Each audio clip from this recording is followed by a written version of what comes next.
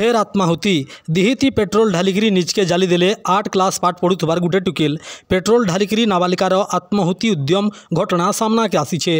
बरगढ़ गायस्लैड थाना फेरिंगी माल गाँवर घटना के नहीं अंचल रे चांचल्य खेली जाइए। सकालू गुटे पड़िया भितर के जेकरी नाबालिका जनक दिहिति पेट्रोल ढालिकी निआं लगे देथिले।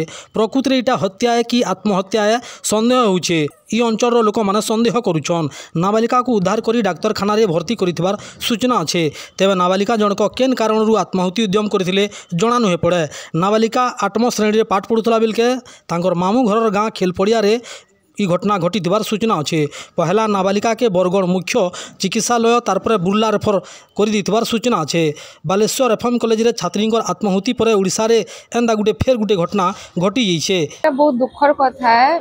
फिरंगीमाल आम गायस्लैड ब्लॉक रोटे नाबालिका 13 बरस होता 8 क्लास से पाठ पढ़ुले और घरटा हूँ आम पदमपुर ब्लॉक टेणापदर से फिरंगीमाल मामू घर से आसी बोधे से जगार पेट्रोल इटा ढाली किना आत्माहुति देछन जेनटा बहुत दुखर कथा है। और मुझे भाभी नहीं पार्बार सरकार जिते कहीछन पेट्रोल केवे केनसी बॉटल रे ना मिले एबे गोटे छोट छुआ के केनता पेट्रोल मिलला एटा गोटे मतलब सर्वसाधारण गोटे चर्चार विषय होइछे। गोटे क्वेश्चन होइछे गोटे अपारगता सरकार दर्शाउछे कि से पहला तो आम सम्यासी भौणीर केस हो गला तारपरे आमर पुरी डिस्ट्रिक्ट रे गोटे भौणी के सेटा भी जाली देले। एबे आमर फिरंगीमाल गोटे केस जे जगह पेट्रोल ढाली किना गोटे भौणी के मतलब गोटे 8 क्लास नाबालिका जली जाइछन। तो निश्चित भाव रे एटा गोटे बहुत दुखर कथा है। मुझे भाभी ना बार बार ओडिसा रे केन सरकार चाहिए एक्सीडेंटल सरकार है बट एक्सीडेंटल एतकी एक्सीडेंट हो सरकार रे जे सेटा कहबार मतलब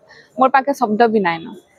निश्चित भाव रे एटा विधानसभा उड़वा जेहेतु गोटे नारी सुरक्षा उपरे कथा आसीछे गोटे मतलब सबु क्षेत्र रे नारी मान के हैरेसमेंट करा जो सेटा मेंटली हो फिजिकली हो सेक्सुअली हो सबु जगह रे हैरेसमेंट होउछे। तो एटा गोटे निश्चित भाव रे विधानसभा रे उठवाई एवं आज पुणी गोटे दुर्भाग्यजनक घटना घटी बरगढ़ जिला फिरंगीमाल गायस्लैड थाना रे जे गोटे 13 वर्षर नाबालिका झील 8म श्रेणी छात्री से आज आत्मदाह करिसंती किरोसिन ढाली तांको देहरे एवं आत्मदाह तो आम कहूँ किंतु प्रकृत में किए निआरे पोड़ीदेला किए किरोसिन ढालिकी पोड़ा सेटा तदंत सापेक्ष आम खबर पाचु बर्तमान अणुआनुष्ठानिक भाग में तार मृत्यु वरण भी हो सारा माने गोटे झील गोटे गाँव में माने केमती भाव में किरोसिन ढाली एका जी 8म श्रेणी झीटे पोड़ी मर यहीटा कौन संभव माने कौन दुर्वृत्त निश्चित भाव में देहरे किरोसिन ढाली थी एवं आपड़ देखु गोपालपुर गणधर्षण आरंभ करागला एवं वर्तमान पर्यंत बालेश्वर जिला कहुँ केन्द्रापड़ा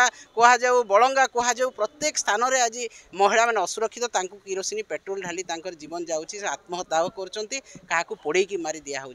यहाँ अपारग सरकार जितेबले अपराधीर आईन कानून प्रति भय रहे ना से समय से एभली कांड करे एवं वर्तमान सरकार रे आईन कानून संपूर्ण भाव में विपर्यस्त एवं जो माने अपराधी से माने खुलम खुला तांकर अपराध करने पछौ नाहंती। ये अपारग सरकार छात्री मानक सुरक्षा दे पारला नहीं महिला मानक सुरक्षा दे पारला नहीं। गोटे दिन में 15टी दुष्कर्म 3500 दुष्कर्म 13 मास भितर एवं किरोसिन ढाली पेट्रोल ढाली पोड़ा तो बर्तमान 4 नंबर कथा है किंतु तथापि सरकार चेई नाहंती एवं निदा विष्णु भलिया सोईकी रही कुंभकर्ण निद्रा रे सोईचंती जे महिला माने नाबालिका माने छात्री माने गणधर्षण शिकार होचंती आत्मदाह करुचंती तांको नियारे पोड़ी दिया जाउची तथापि मध्य सरकार को निद भांगु नाही। ए सरकार कौनसी हिसाब रे आईन को नियंत्रण रे आनिबा को चाहू नाहंती कारण कौनसी ना कौनसी स्थान रे तांकर निज लोक मध्य जड़ित अछंती एठी। तेणु मु निश्चित भाव रे याको दृढ़ निंदा करूची एवं आज जो अभावनीय घटना घटी